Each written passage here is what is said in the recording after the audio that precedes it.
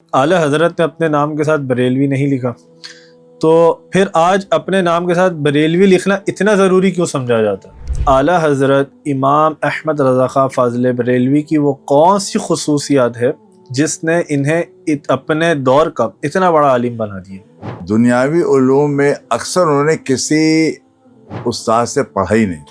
اچھا، یہ کمال پر کمال.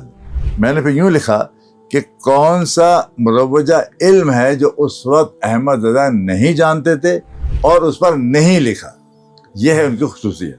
بالکل بالکل. فتاوی رضیہ ان کا بہت بڑا کارنامہ ہے جو 30 جلدوں میں شائع ہوا ہوتا ہے آج کل. تو اس کے اندر رسائل بھی ہیں، عربی، فارسی، اردو، اور فتاوی بھی ہیں. تو یہ آپ نے نام سنا ہوگا نا ہمدرد کا حکیم سعید صاحب. ایک دفعہ ہم کو ایک کانفرنس ہم نے سنا، انہوں نے کہا کہ احمد رضا کو ہم نے اتنا تو سنا تھا کہ مصطفیٰ جان علیہ السلام نے سلام لکھا ہے، لیکن جو طب میں لکھا ہے یہ نہیں جانتے تھے. اب جب میں نے کتابیں پڑھی تب جانا کہ ہم سے کہیں زیادہ طب جانتے تھے. یہ اتحاد وقت کی اہم ضرورت بن چکا ہے، لیکن اب بھی ہم فتووں میں مسلکی اختلافات میں الجھے ہوئے ہیں. ایسے حالات میں اعلیٰ حضرت کی تعلیمات کی روشنی میں حقیقی اتحاد کیسے ممکن ہے؟ جو آیت حضور کی شان میں آئی، آپ کہہ رہے ہیں مولا علی کی شان میں آئی، کیسے اتحاد ہوگا؟ میں نے ان کو جتنا سلجھا ہوا عالم پایا ہے دوسرا مجھے نظر نہیں آتا. آج کل سوشل میڈیا پر فتووں کی بھرمار ہے، آپ اس سے واقف ہی ہوں گے. کیا واقعی اعلیٰ حضرت کا یہی انداز تھا؟ کیا آج ان کے نام پر فتویٰ کلچر کو ضرورت سے زیادہ فروغ دیا جا رہا ہے؟ دو کمی ہے ہمارے آج کل کے علماء کے اندر. ایک تو ان کے پاس علم کم ہے، دوسرے وہ ایک اچھے عالم کی صحبت سے ہی محروم ہے. اگر ایک عام آدمی اگر پوچھے کہ اعلیٰ حضرت نے امت کو زیادہ جوڑا یا اختلافات کو نمایاں کیا، تو آپ اسے کیا جواب دینا چاہیں گے؟ ڈپینڈ نہیں کرتا ہے کہ اس کا اپنا علم کتنا ہے. احمد رحمۃ اللہ علیہ کا سب سے بڑا کارنامہ یہ ہے کہ انہوں نے امت کو حضور کی طرف جوڑا ہے. بسم اللہ الرحمن الرحیم. اللہم صلی علی محمد وعلی آل محمد. ناظرین کرام، السلام علیکم ورحمۃ اللہ وبرکاتہ. میں آپ کا میزبان شاہ معین الدین جیلانی آپ کو اپنے چینل میں خوش آمدید کہتا ہوں. ناظرین کرام، آپ دیکھ رہے ہیں قدوسیہ اسلامک آفیشل، اور آج ہم جس شخصیت کے اوپر بات کرنے کے لیے موجود ہیں، اعلیٰ حضرت عظیم البرکت الشاہ امام احمد رضا خان فاضل بریلوی علیہ رحمہ کی علمی، فکری اور دینی خدمات کے اوپر گفتگو کریں گے. اور آج اس ٹاپک کے اوپر، اس موضوع کے اوپر گفتگو کرنے کے لیے ہمارے ساتھ موجود ہیں معزز مہمان ڈاکٹر پروفیسر مجید اللہ قادری دامت برکاتہم العالیہ. السلام علیکم ورحمۃ اللہ. وعلیکم السلام ورحمۃ اللہ وبرکاتہ. کیسے مزاج ہیں؟ الحمدللہ، اللہ کا شکر. آپ کی اجازت ہے سوالات کے بسم سلسلہ اللہ. شروع کریں. اچھا حضرت، سب سے پہلے اعلیٰ حضرت امام احمد رضا خان فاضل بریلوی کی وہ کون سی خصوصیات ہے جس نے انہیں اپنے دور کا اتنا بڑا عالم بنا دیا؟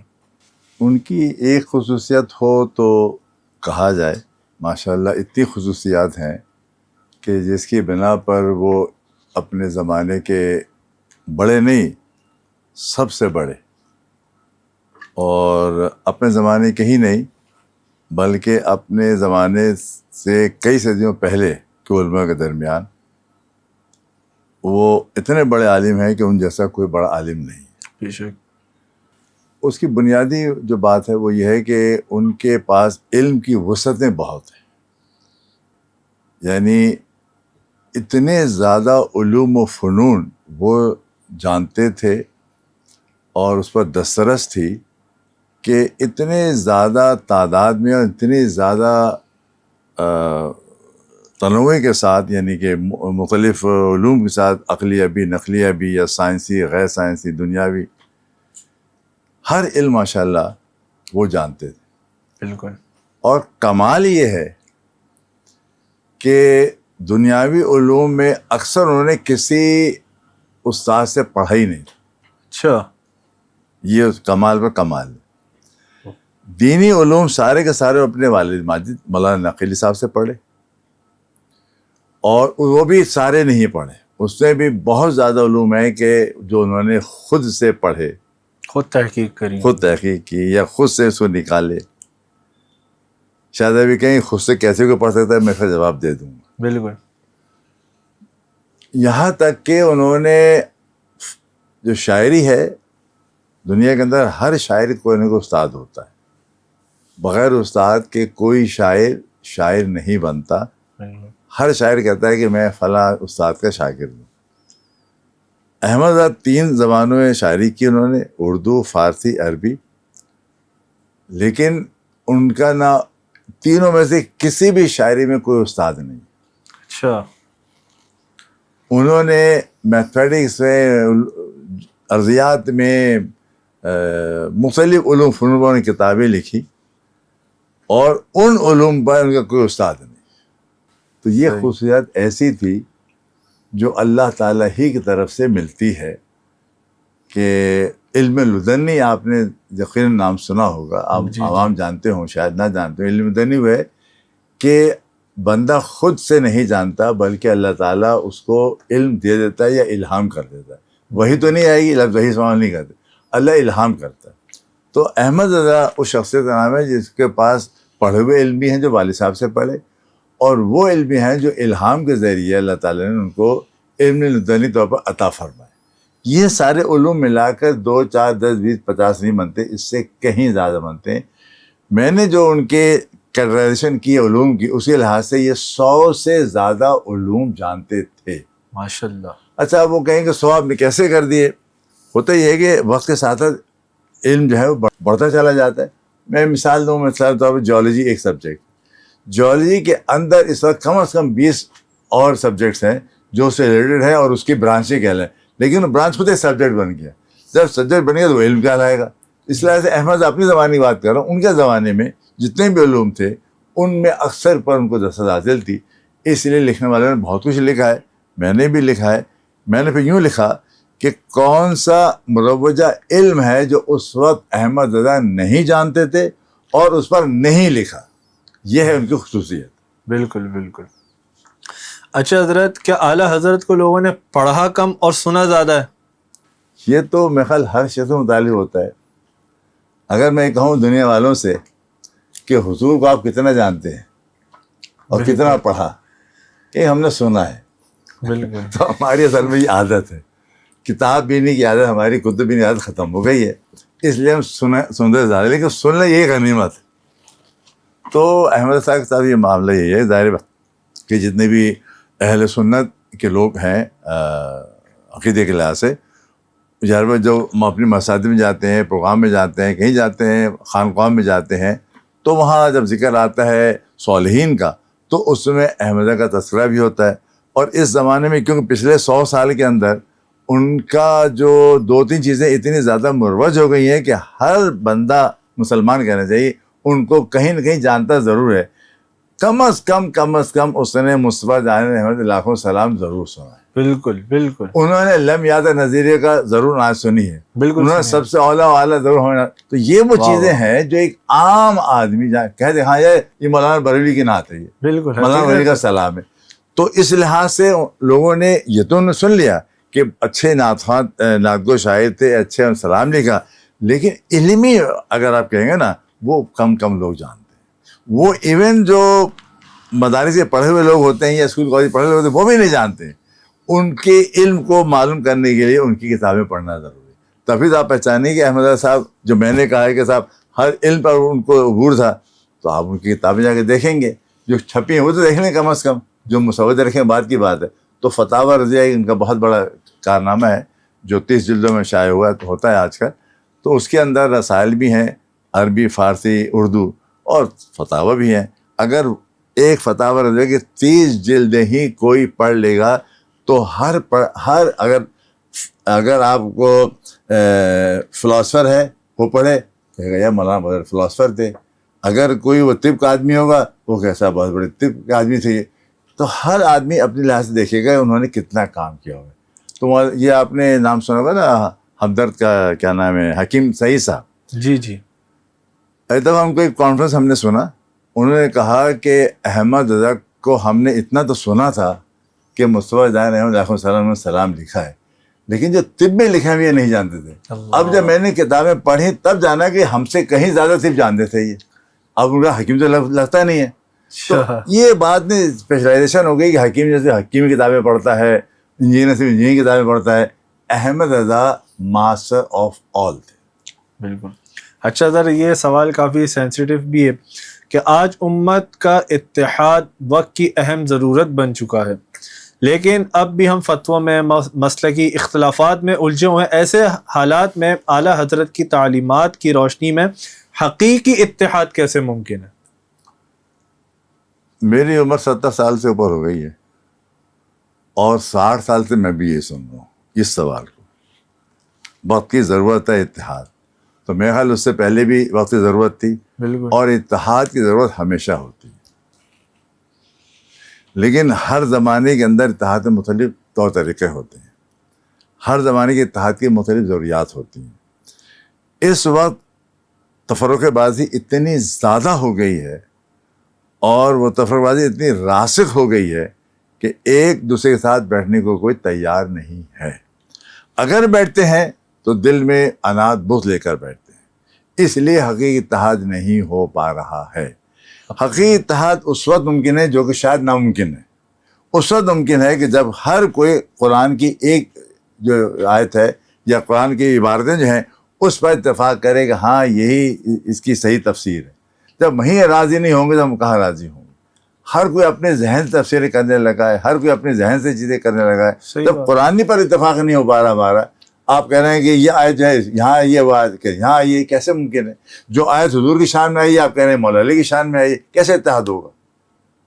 यानी इत्तेहाद के लिए ज़ाहिर ज़रूरी है ना, हकीकत आपने कहा ना, वो ये है कि एक कुरान के जो मायने बनते हैं सही अहादीस रोशनी में उस पर इत्तेफाक किया जाए, बस. वो आप करेंगे नहीं. जब वो नहीं करेंगे तो नीचे के तहत हो ही नहीं सकते. सही. भला आपने कहा कि तालीमात रह के लिए, तो मेरा अपना पिछले 45 साल का मुताला है. अहमदी किताबों को पढ़ते हुए मुझे 45 साल हो गए, 1-2 साल नहीं.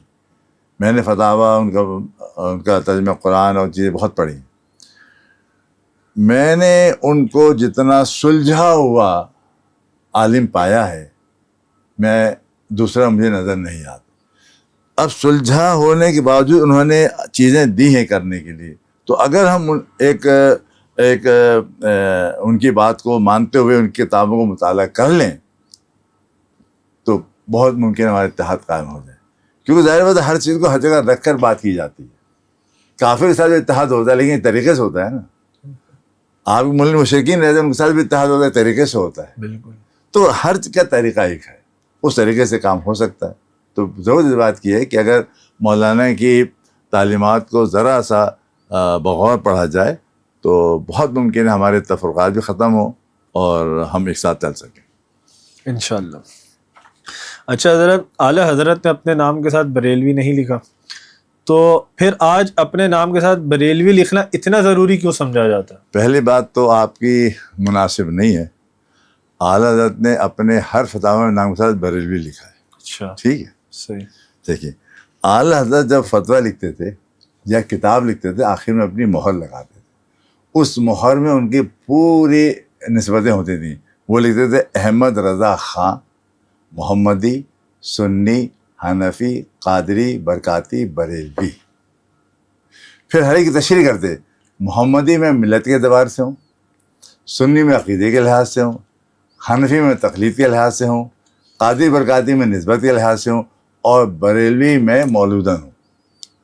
अब जो चीज़ बताने जा रहा हूँ ये कि मौलाना मिर्ज़ा मौलूदन बरेली के हैं, इसलिए वो बरेलवी कहलाते हैं. जिस तरीके से शाह वलीउल्लाह मुहद्दिस देहलवी, शाह अब्दुल अजीज़ मुहद्दिस देहलवी, शाह अब्दुल कादिर देहलवी, ये सारे देहलवी, शाह अब्दुल हक देहलवी, ये देहलवी चला. ये क्यों चल रहा है? कोई मसलक है? वो उनकी पैदाइश की निस्बत है. वो मतलब मसलक बरेलवी नहीं, मसलक बरेली का नाम ही निशान नहीं है. मसलक अल्लाह फरमाते हैं कि मैं सुन्नी हूँ, मोहम्मदी हूँ, हनफी. ये मतलब सही. वो निस्बतन बरेलवी, निस्बतन नहीं, मौलूदन. मौलूदन. सही. आजकल सोशल मीडिया पर फतवों की भरमार है, आप इससे वाकिफ़ ही होंगे. क्या वाकई आला हज़रत का यही अंदाज़ था? क्या आज उनके नाम पर फतवा कल्चर को ज़रूरत से ज़्यादा फ़रोग़ दिया जा रहा है? ये सवाल दो अलग अलग हैं आपके. जी. देखिए, कल्चर आजकल होना एक दूसरे के खिलाफ, उसमें अहमद को ताल्लुक़ नहीं. सही. वो इल्म की कमी है, वो सोबत की कमी है. دو کمی ہے ہمارے آج کل کے علماء کے اندر. ایک تو ان کے پاس علم کم ہے, دوسرے وہ ایک اچھے عالم کی صحبت سے ہی محروم ہیں. صحیح. جب دونوں سے کم ہے نا تو ظاہر بات ہے الجھیں گے, لڑیں گے اور چیخیں گے, چلائیں گے. اگر علم ہوگا تو تدبر آئے گا, اگر صحبت ہوگی تو آپ کے پاس خاموشی ہوگی, ادب آئے گا. تو نہ ادب رہا اور نہ تدبر رہا, اس کی یہ وجوہات ہیں. تو اس سے تعلق اس کا نہیں اعلیٰ حضرت کے حوالے سے. پھر ظاہر بات ہے کہ مفتیوں کو یہی نہیں معلوم کہ فتویٰ کب دیا جائے گا. حقیقت. فتویٰ اس وقت دیا جاتا ہے جب آپ ساری تحقیق کر لیتے ہیں. آپ میرے متعلق ایک جملہ سن لیں کہ مولانا قاضی نے کہا تھا, فتویٰ آپ لگا دیں. بھائی مولانا قاضی نے جملہ کب کہا, کیسے کہا, کیوں کہا, اور ان کا مقصد کیا تھا, یہ تو آپ نے معلوم ہی نہیں کیا. میرے ذہن میں مقصد کیا تھا, یہ معلوم نہیں کیا. میں نے عرفاً کیا کہا, آپ نے معلوم ہی نہیں کیا. تو یہ فتویٰ اس سے لگتا ہے جب آپ کی ساری تحقیق, جس طریقے سے ایک جسٹس جو ہے جب ساری سنوائی جب تک نہیں سن لے گا وہ فیصلہ نہیں دیتا. فتویٰ فیصلہ ہوتا ہے اور بغیر سنوائی کی دیا جائے گا تو فیصلہ غلط ہو. تو آج کل تو حضرت ہر شخص جو ہے وہ اپنے یوٹیوب چینل پر جیسے فتوے جاری کر دیتا ہے, تو اب اس کو روکا کیسے جائے؟ اس کا تو حل تو ممکن ہے ہی نہیں. اب یہ تو بڑھتی جا رہی ہے چاروں طرف چیز. نہیں, اس کی وجہ بتائی, علم کی کمی اور صحبت کی کمی. علم اس کا نام نہیں کہ آپ نے کسی سے ڈگری لے لی, علم اس کا نام نہیں کہ آپ نے کسی مدرسے سے سند لے لی, علم اس کا نام نہیں. علم آدمی سیکھتا اس وقت ہے جب کتابیں پڑھ لی ہوتی ہیں اور ایک صالح شخص کے ساتھ آپ اٹھتے بیٹھتے ہیں. اب اس علم کو دیکھتے ہیں. دیکھیے صحابہ نے کتابیں تو نہیں پڑھی. صحیح بات ہے. ٹھیک ہے, بالکل. صحابہ نے کیا دیکھا؟ صحیح. حضور صلی اللہ علیہ وسلم کے سراپت دیکھا, اٹھنا بیٹھنا چلنا پھرنا. پھر صحابہ نے مین انوبھو کیا. بالکل. ٹھیک ہے نا.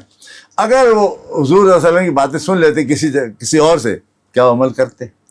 نہیں. یہ وجہ یہاں پہ بھی اس وقت صورت یہی ہے کہ اس وقت جو ہے وہ سوشل میڈیا کو انہوں نے اپنا ایک ہتھیار بنا لیا ہے. بالکل. اور اس کو سمجھ لیا کہ صاحب جو میں نے کہہ دیا اور میرا کہا آخری ہے. اب جی سب سے بڑا جو مشکل جو ہو گیا کہ میرا کہا آخری ہے. تو یہ بات غلط ہے. آپ کا کہا آخری نہیں ہے. اسی لیے ظاہر بات ہے کہ میں نے شاید اور بھی کہا تھا کہ یہ جو ہمارے پاس سوشل میڈیا اس وقت ہے یہ ہمارے دین کو تباہ کر رہا ہے, ہمارے کلچر کو تباہ کر رہا ہے, ہمارے گھروں کو تباہ کر رہا ہے اور ہمارے ملک کو تباہ کر رہا ہے. حقیقت ہے. تو اب اس کو کیسے روکا جائے گا؟ آپ اس کو جمپر لگا کر بند نہیں کر سکتے. ہزاروں طریقے آپ کے پاس ہیں موبائل استعمال کرنے کے. آپ کو پیرالل بہت بڑی تعداد جیسے چل رہا ہے, اچھی چیزیں بھی آپ کو دینا پڑیں گی کہ نظر آئے بھی کہیں تو پڑے گی نا. بچہ جب ہوتا ہے اس کو آپ ظاہر بات ہے کہ سکھانے میں کیا ہوتا ہے, بچے کا موبائل آپ لے نہیں سکتے. جب موبائل نہیں لے سکتے تو بچے کو آپ کرنا کیا ہے کہ اس کو اچھی باتیں بھی ساتھ میں سکھا دو. بالکل. وہ اچھی باتیں جب سیکھ لے گا اب موبائل اس کے لیے سیکنڈری ہوگا. لیکن جب اچھی باتیں اس کو سکھائی نہیں گئی ہیں تو سب کا سب اس ہاتھ میں جو کنٹرول موبائل کا. یہ ہمارے پورے کلچر میں آ چکا ہے. صحیح. اچھا حضرت, اگر ایک عام آدمی اگر پوچھے کہ اعلیٰ حضرت نے امت کو زیادہ جوڑا یا اختلافات کو نمایاں کیا, تو آپ اسے کیا جواب دینا چاہیں گے؟ ڈپینڈ نہیں کرتا ہے کہ اس کا اپنا علم کتنا ہے. صحیح بات ہے. سوال کرنے والے وہ کیا سمجھتا ہے کہ جوڑنا کیا ہے اور کیا نہیں ہے. ٹھیک ہے نا. تو احمد رحمۃ اللہ علیہ کا سب سے بڑا کارنامہ یہ ہے کہ انہوں نے امت کو حضور کی طرف جوڑا ہے. صحیح. اور کہا ہے کہ جو بھی حضور کی شان میں گستاخی کرتا ہے اس سے دور ہو جاؤ. اب اس کو آپ توڑنا کہیں گے نہیں, یا اس گندگی کو نکالنا کہیں گے؟ نکالنا کہیں گے. تو انہوں نے تو حضور کو اس طرح جوڑنے کے لیے تو سارا کام ہی, جتنے اگر آپ نعتیں پڑھیں, نعت کا ایک ایک شعر امت کو جوڑا ہے حضور صلی اللہ علیہ وسلم سے. بالکل حقیقت ہے. تو انہوں نے تو سارا کام جوڑنے کا کیا. اب ظاہر بات جو انہوں نے کام نکالنے کا کیا وہ کہا جائے انہوں نے تفرقہ ڈالی.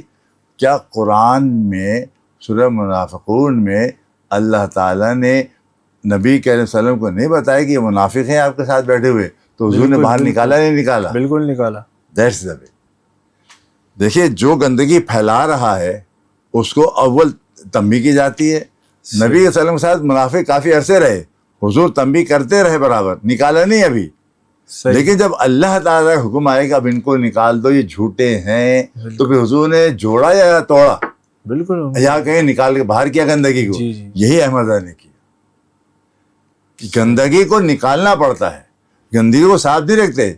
ایک وقت آتا ہے صفائی کرتے رہتے ہیں، لیکن جب صفائی قابل نہ ہو تو پھر آپ کیا کسی کو باہر کریں گے؟ نہیں کریں گے. بالکل تو کریں. جب ایسے لوگ دین میں آ گئے تھے، دین کے خراب کرنے میں آ گئے تھے کہ جو نبی صلی اللہ علیہ وسلم کی شان میں گستاخیاں کر رہے تھے، یا شرک و بدعت کے بہت ہی زیادہ وہ دلدارہ نظر آتے تھے، ہر بات تو شرک بدعت، انہوں نے بتایا کہ شرک کیا ہے، بدعت کیا ہے، مستحب عمل کیا ہے. حضور کے ساتھ جوڑا انہوں نے، حضور کے ساتھ جوڑ کر امت کو انہوں نے اپنے امت کو جوڑا. اور اس کا جوڑنے کا نتیجہ ہے کہ جناب اس وقت دنیا کا کوئی کونا ایسا نہیں ہے جہاں مسجدوں سے اور جہاں اس دینی مجالس کے اندر آخر میں مصطفیٰ جان علیہ السلام کی آوازیں نہ آتی. بالکل. تو یہ آواز بتاتی ہے کہ امت کو جوڑا ہوا ہے، سڈنی سے لے کر اور آپ کے میکسیکو تک. اچھا، ماشاء اللہ. اگر آج اعلیٰ حضرت خود ہمارے درمیان موجود ہوتے تو سب سے پہلے علماء اور نوجوان کو کیا نصیحت کرتے؟ یہ تو وہی بتاتے یہ تو وہی بتاتے کہ وہ کیا ہے. دیکھیے، ان کی نصیحت ہو، ہمارے تمام اسلاف کی ایک ہی نصیحت ہے، ان کی نصیحت. تو ان کی نصیحت کا نصیحت نامہ بھی ہے، وصیت نامہ بھی ہے، آپ پڑھیے اس کو. انہوں نے 55 سال تو خدمت کی دین کی، صبح شام. شاید آپ کے علم میں ہو نہ ہو، احمد رضا صاحب کا تاریخ میں یہ باتیں لکھی، اور میں اس کو مانتا اس لیے ہوں کہ ان کی تحریر اتنی زیادہ ہے کہ میں سمجھتا ہوں کہ بس ٹائم نہیں ہوتا ہوگا. 22 گھنٹے انہوں نے دین کی خدمت. اب اس کا ثبوت 1000 کتابیں، اس کا ثبوت 1000 فتاوی، اس کا ثبوت ہے نا. کوئی کہہ کر آپ غلط کہہ رہے ہیں، بھیجا کے دیکھ لو، حساب لگا لو، ایک دن میں کتاب کی لکھے گا. صحیح بات بھائی وہ گھنٹوں میں کتاب لکھتے تھے، گھنٹوں میں کتاب لکھتے تھے. صحیح. ان کی یہ رفتار تھی. اس کے باوجود میں بس نہیں ملتا تھا ان کے بعد.